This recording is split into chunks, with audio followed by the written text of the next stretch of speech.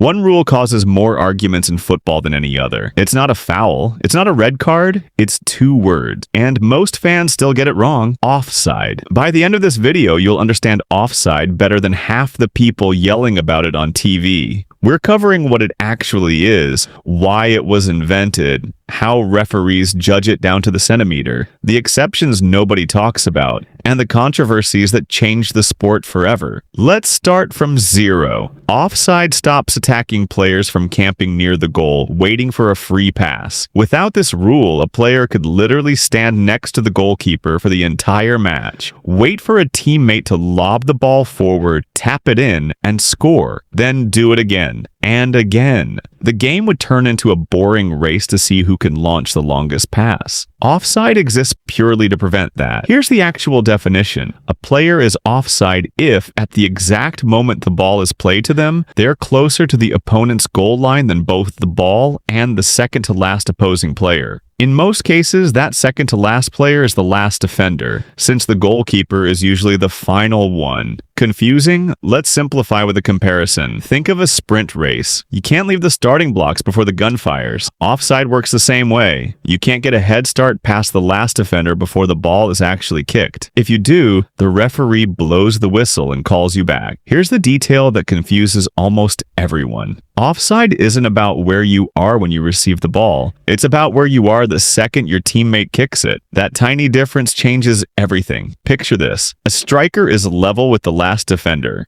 The ball gets played forward. The striker then sprints past the defender to chase it down. Offside? No. Because at the moment the ball was played, he was level, not ahead. Timing decides everything. We're talking about a fraction of a second separating a goal from a disallowed goal. This is exactly why offside has become one of the most argued about rules in sports history. At the 2022 World Cup, FIFA rolled out something called semi-automated offside technology. Cameras track up to 29 data points on every single player, 50 times per second. 50 times every second. The system maps the exact position of every body part that's legally allowed to score. Shoulders, feet, knees, all of it. Why does that level of detail matter? Because a toe being a few centimeters past the defender can wipe out an entire goal. We're talking margins smaller than a coin's width once you zoom into the replay. That's the world we're in now. Here's a stat most casual fans don't know. Before this technology existed, offside reviews could take minutes, and fans would argue about grainy freeze-frame screenshots on TV. After FIFA introduced semi-automated technology, review times dropped dramatically and accuracy shot up. Same rule, completely different experience. But here's a twist that surprises almost every beginner.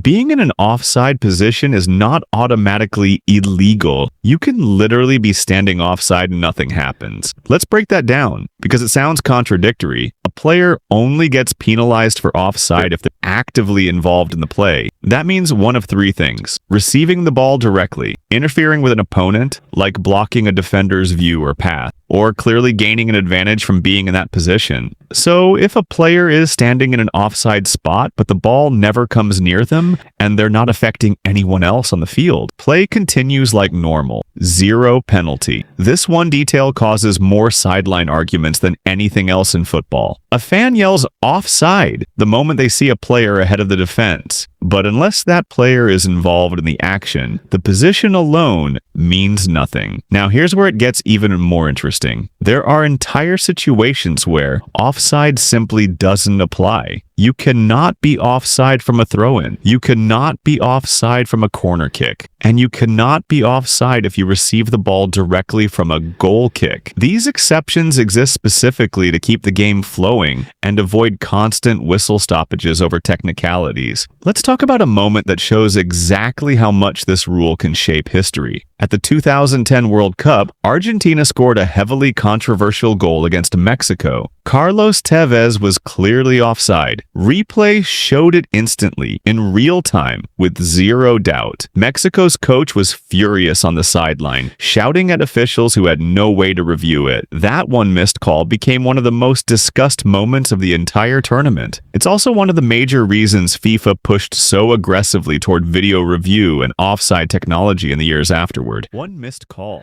A decade of rule changes. That's the level of impact offside has had on the sport. Here's a wild twist almost nobody knows. Offside doesn't actually apply to defenders. Only attacking players can be offside. A defender can stand anywhere on the field, even deep inside the opponent's half, and there's no penalty at all. The rule exists purely to balance attacking advantage, not to control where defenders are allowed to stand. And here's another layer that makes things even messier. Technology can detect movement down to the millimeter, but it still can't read intent. A player can be in an offside position without touching the ball, just standing there, and referees still have to judge in real time whether that player distracted a defender enough to count as interference. That's not math, that's a judgment call, which means even with cameras capturing 50 frames a second, human opinion still decides plenty of these moments. This is exactly why debates have shifted in a strange direction. Fans no longer just argue about whether a player was offside. They argue about which exact body part should count. Should an armpit decide a goal? What about a single strand of hair past the line? These aren't jokes. These exact scenarios have been seriously discussed inside top-level competitions, because the technology is now precise enough to make them real questions. So let's pull this all together. Offside exists to stop players from cherry-picking easy goals by parking themselves near the net. It depends entirely on the exact moment the ball is played, not the moment it's received. Standing offside isn't a punishable offense by itself. Only being involved in the play makes it count. The rule doesn't apply on throw-ins, corners, or direct goal kicks. And it only ever applies to attackers, never defenders. Here's the one sentence to remember above everything else. Offside isn't about being ahead of the defense. It's about being ahead at the exact wrong moment. That distinction is the difference between watching football confused and actually understanding what's happening on the field. If this finally made offside click for you, hit subscribe, because we're breaking down the next most confusing rule in football very soon.